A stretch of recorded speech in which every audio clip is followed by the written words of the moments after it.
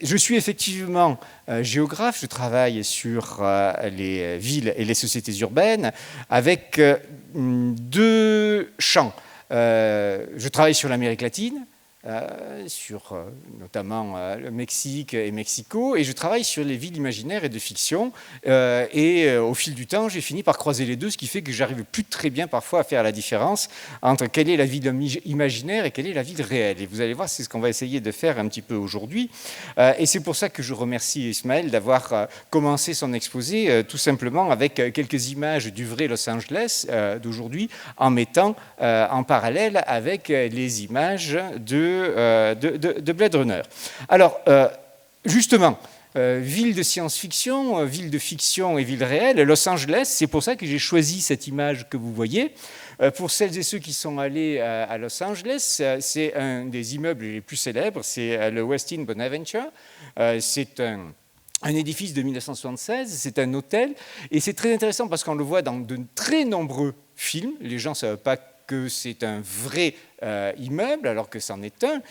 Et notamment, il est considéré comme très représentatif de l'architecture postmoderne, déstructurée, mais en même temps très compliquée et très structurée d'un autre côté.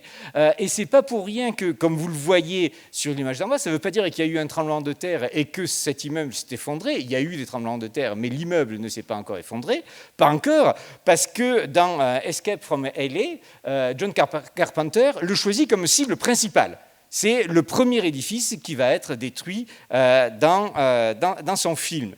Donc c'est effectivement une ville presque de science-fiction, c'est une ville avec des immeubles iconiques, et je suis allé à Los Angeles avec ma femme, et je peux vous assurer que la première fois qu'on y est allé, et qu'on est entré dans le métro, on s'est rendu compte que c'était une ville un peu bizarre, c'est le moins qu'on puisse dire.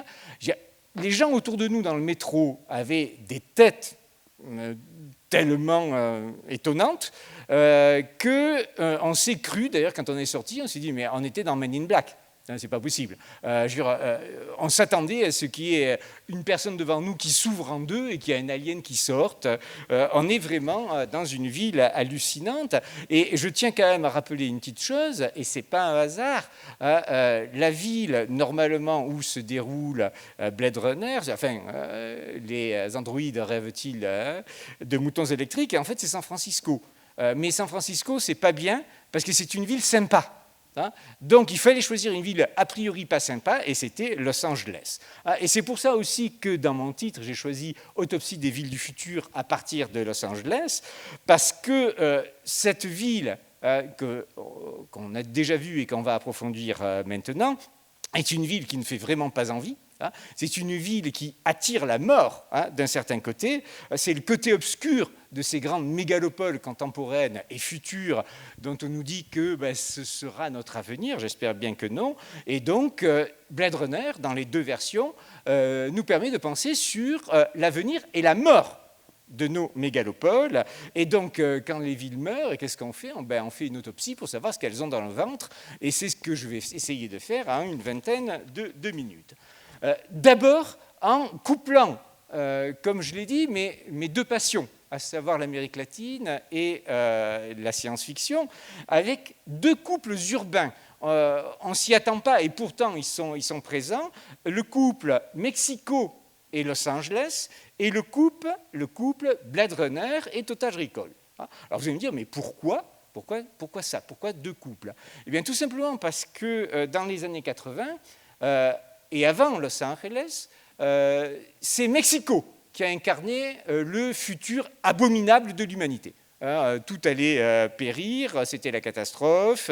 On a créé le terme de monstruopole pour parler de Mexico, en disant qu'il y a tous les désastres de la ville sont réunis, la surpopulation, les taudis, les bidonvilles, le chômage, la violence, etc., et bien évidemment la pollution.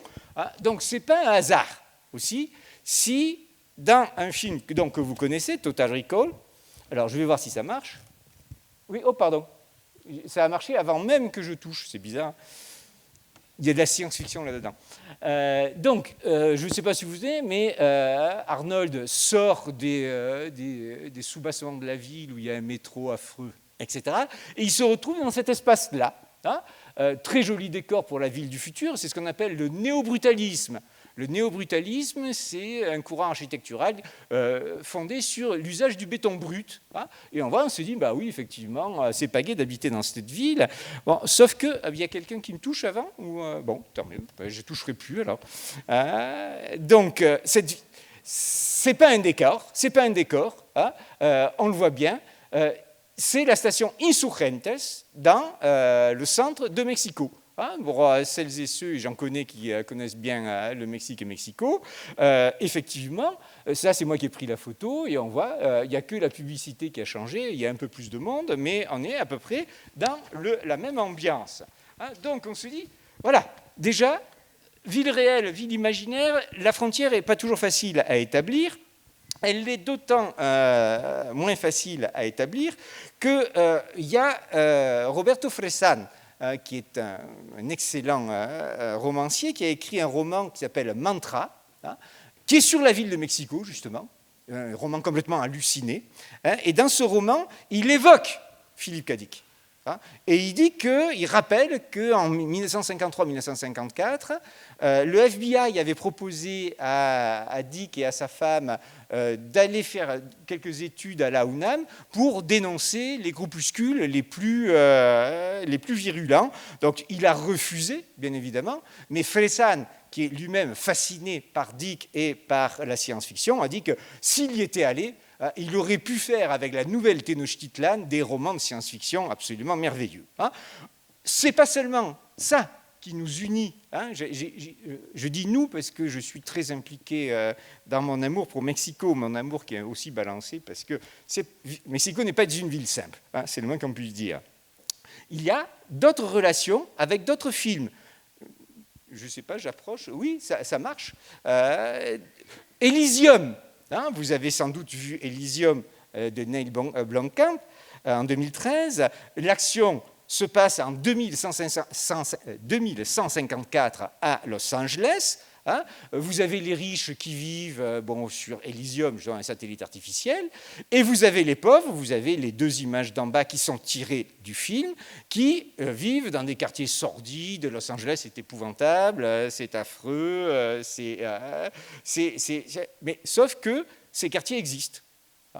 Ces quartiers, en fait, c'est Iztapalapa, à Mexico. Donc, pour imaginer le futur terrible de Los Angeles, on prend le présent réel de Mexico. On a donc, comme j'ai dit, un couple qui marche très très bien. Et ce qu'on peut dire d'un certain côté aussi, c'est que même entre Blade Runner 2049 et Elysium, il y a des clins d'œil, et on le voit ici. Hein. Vous avez Elysium en haut, la caméra passe, et vous avez un plan dans Blade Runner 2049 où on se dit mais c'est pas possible. Ils ont pris exactement les mêmes lieux. Alors, je n'ai pas réussi à trouver la preuve que c'est tourné exactement au même endroit, mais reconnaissez que pour illustrer le futur épouvantable des villes, on a là deux images qui se recoupent et qui mélangent la fiction et la réalité. Et d'ailleurs, Gilles Menegaldo l'a cité tout à l'heure, Mike Davis, qui est un grand... géographe ou sociologue, les Nord-Américains n'ont pas la même perspective sur les disciplines. Moi, j'ai bien envie de le revendiquer comme géographe parce que je suis géographe, mais bon, il est sociologue, on va dire sociogéographe.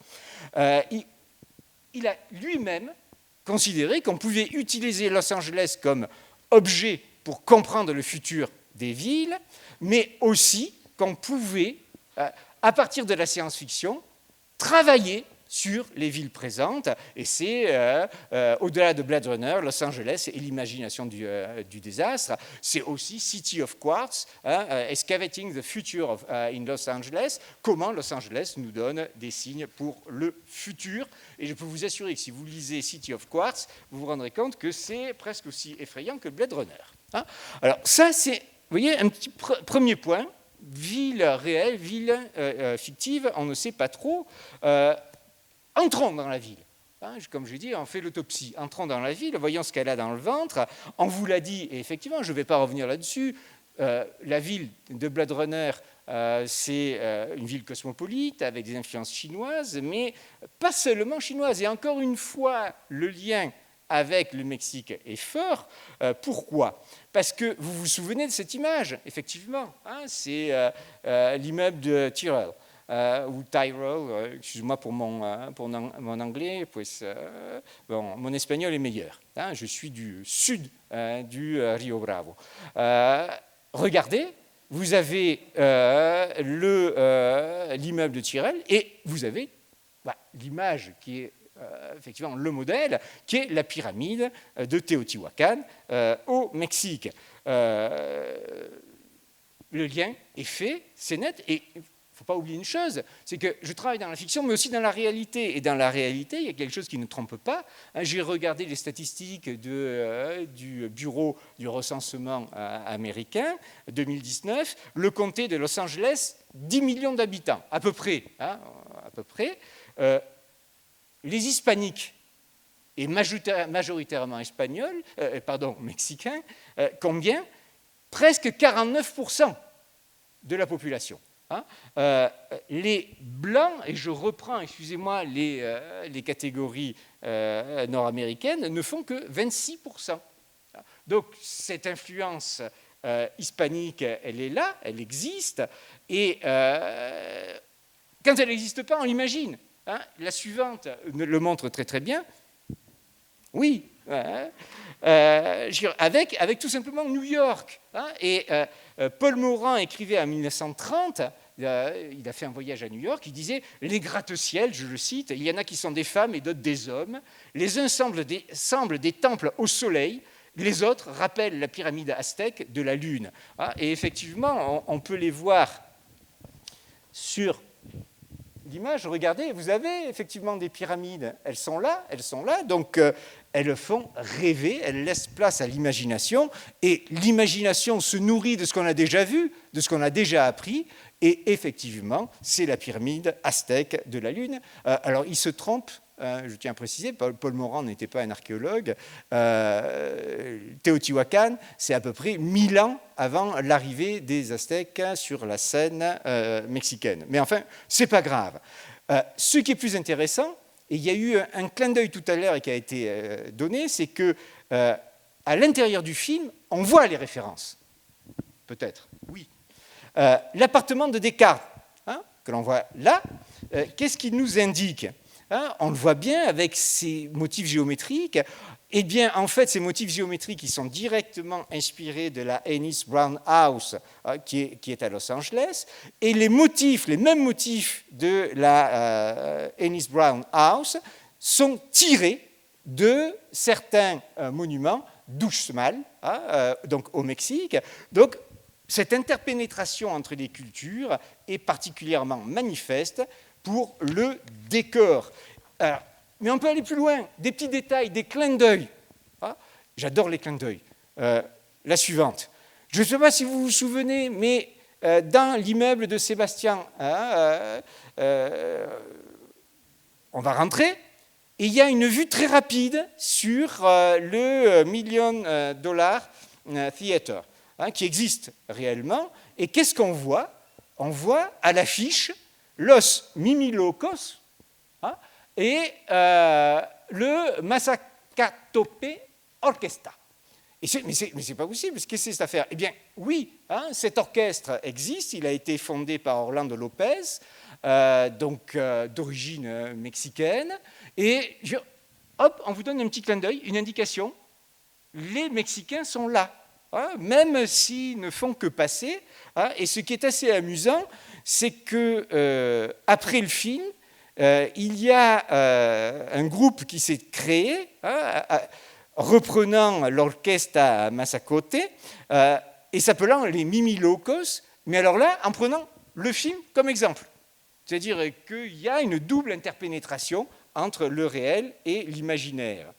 Mais ce qui me paraît le plus, je crois, le plus terrible dans ces images de Los Angeles dans Blade Runner, c'est que Gilles vous l'a dit, a parlé de la saleté, de la pourriture. C'est quelque chose qui frappe dans le film, dans les images du film. Et effectivement, ce Los Angeles de Blade Runner, c'est l'archétype de la ville pourrissante. Hein, et un archétype qu'on va retrouver par la suite. On voit Blade Runner, on voit, je ne sais pas si vous avez regardé la série Altered Carbon, carbone modifié, c'est Bay City. On retrouve cette même ambiance de pourriture, de saleté, de pluie, c'est vraiment de la folie. Et on va le retrouver aussi dans certaines représentations de Star Wars. Ça, c'est Star Wars 1313, pardon, excusez-moi, l'image qui est en bas à gauche. Et dans Star Wars 1313, qui est un jeu vidéo qui n'a jamais été complètement terminé, eh bien, on a les bas-fonds de Coruscant, la ville capitale de l'Empire galactique et de la République galactique, avec cette même atmosphère qu'on va retrouver aussi dans la bande dessinée d'Andrevon et Khaled, les Chroniques de Centrum, avec la nécrozone qui est finalement directement inspirée par ces images de Blade Runner. Mais qui dit pourriture dit aussi contraste. Et je voudrais insister 2 secondes vraiment sur les contrastes entre les ombres et la lumière. Hop, oui.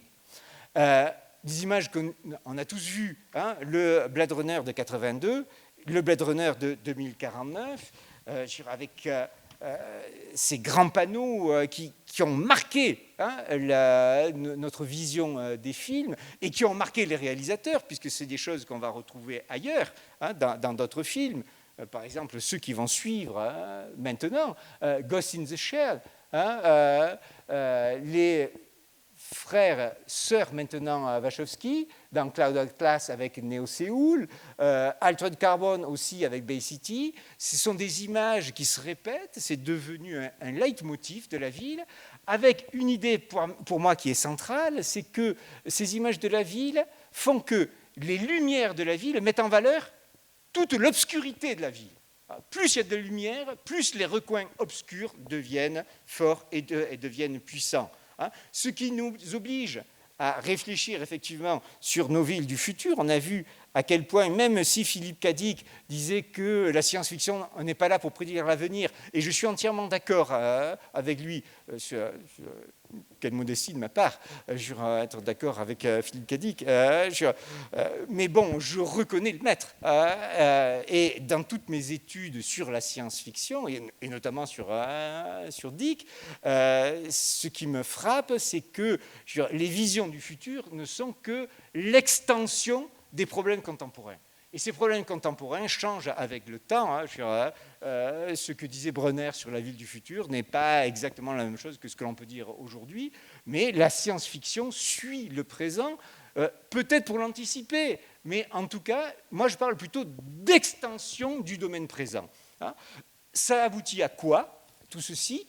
À mon 3e et dernier point, au fait que les villes qu'on nous présente, toutes ces villes du futur, et avec, encore une fois, Blade Runner de 1982 comme modèle, comme archétype, ce sont des villes insoutenables. Il n'y a aucune vision de ville sympathique dans la science-fiction. Et c'est quelque chose que j'ai dit plusieurs fois, et on me dit oui, mais non, il n'y en a pas. Il n'y en a pas. Et parfois, on me dit « Oh, mais tes villes, sans arrêt, c'est pas mes villes, hein, je regrette. Moi, je fais que vampiriser les auteurs et les autrices qui ont travaillé sur la ville, donc c'est pas mes villes. » Et je peux vous assurer qu'il n'y a pas de ville sympathique dans la science-fiction. Pourquoi? Parce que, quelques petits points, excusez-moi, c'était juste, effectivement, j'avais oublié de parler de ça, c'était juste le modèle de tout ça, c'est New York, effectivement, et c'est Times Square. Times Square pour les contrastes entre la lumière et l'obscurité. Donc, d'abord, ville insoutenable parce que ça va être des villes géantes, des villes gigantesques, et plus la ville est grande, moins on s'y sent bien. Enfin, c'est comme ça que c'est présenté, et on arrive au point le plus terrible, c'est ce qu'on a appelé l'œcuménopole, c'est-à-dire la ville-monde, hein, ou la ville qui va remplir complètement la planète avec le modèle de Trantor, hein, chez Asimov. Il y a une série que je ne peux pas voir parce que je n'ai pas voulu payer Apple sur Fondation, mais on m'a dit que peut-être je pourrais avoir des images. Mais il ne faut pas le dire. Et ce modèle de Trantor, en fait, on va le retrouver justement à nouveau dans Coruscant. Hein. C'est une ville qui a envahi complètement la planète et qui donc devient insoutenable. À partir de là, très vite, on imagine ce qui se passe. Voilà, Blade Runner 2049, la campagne, ça fait plaisir. Hein, mais vous voulez la réalité, je vous la donne. Elle est du côté d'Almeria. Hein, c'est à Almeria qu'on a tourné les scènes du monde rural de Blade Runner. Ce sont des serres qui couvrent comme ça, on appelait la mer de plastique. Donc on voit ce que ça donne sur la mort de la nature et la relation conflictuelle entre la ville et son environnement. Qu'on va retrouver, bien évidemment, là, toujours Blade Runner 2049, avec cet arbre mort, cette petite fleur, là, perdue au milieu d'un désert stérile, et quelque chose qui inspire Les Fils de l'Homme, Alfonso Cuarón. Voici pourquoi on n'arrive plus, dans l'avenir, à faire des enfants. Je veux dire, la pollution est telle que la stérilité emporte tout. Hein. C'est dû à quoi? Eh bien, à nos modes de production capitalistes, hein, avec l'industrialisation à outrance. Vous avez vu ces images de Blade Runner. Soylent Green, hein, soleil vert, ce sont les mêmes images de fumée, de pollution, et on va les retrouver aussi là, sur Coruscant. C'est le productivisme qui nous conduit à la fin. Hein, avec, bien évidemment, la disparition de toutes les ressources et l'idée de la ville du futur comme, je disais, ville insoutenable, mais aussi ville où on ne peut plus respirer. Claude Bataillon et Louis Panabière, en 1988, avaient parlé de Mexico, hein, il dit que c'est en parlant des grands problèmes, et il l'avait qualifié de smogopolis. Smogopolis, oui, ça existe. Hein. Blade Runner 2049, on a vu ces images très impressionnantes. Mexico, juin 2018. J'ai vécu plusieurs années dans la ville de Mexico. Au début, j'avais des lentilles de contact. Au bout d'un an, j'en avais marre de ressembler à un lapin atteint de myxomatose. Donc, j'ai remis les lunettes. Hein, c'est logique. Ça va mieux. Hein, ça va mieux. Je tiens à préciser que ça va mieux. Hein, pour moi et pour Mexico. Et Pékin, évidemment, des images qui sont très connues, Smogopolis, avec son corollaire, que j'ai baptisé Détritupolis. Voilà. Blade Runner 2049, donc c'est San Diego. San Diego, tout le comté est devenu une vaste décharge.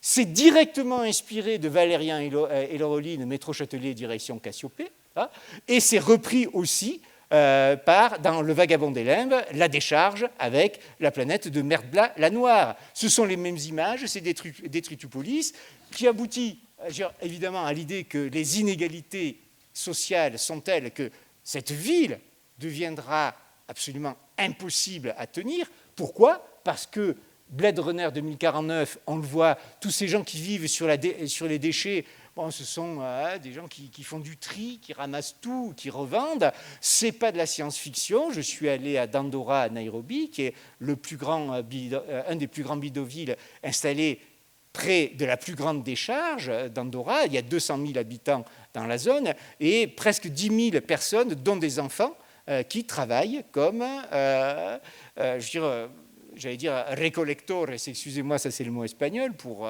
reprendre tous ces débris. Et c'est Mexico aussi. Santa Fe, la grande décharge, a disparu, mais c'est une photo, vous voyez, ce qu'on appelle les pepenadores, c'est-à-dire ces gens qui vivent dans la décharge, sur la décharge et de la décharge.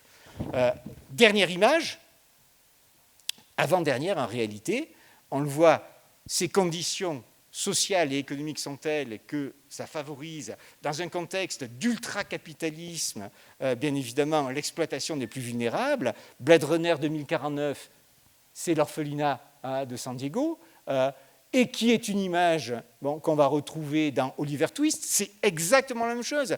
C'est aussi, là, dans Oliver Twist, donc, le film de Roman Polanski, c'est le capitalisme triomphant, l'industrialisation à outrance et l'exploitation des plus faibles, qu'on va retrouver aussi avec Altered Carbon, les affectés de Bay City. Comment peut-on vivre dans cet avenir? Eh bien, dernière image, voilà, Mike Davis à nouveau, le pire des mondes possibles. Pour Mike Davis, il n'y a pas d'avenir radieux. La Smart City est une escroquerie. Ce qui nous attend, c'est quoi? C'est l'explosion urbaine et le bidonville global. Et si vous voulez en savoir plus, il y a un autre excellent livre qui sera en vente à la sortie. C'est Station Métropolis, direction Coruscant, publié par les éditions du Bélial. Merci pour votre attention.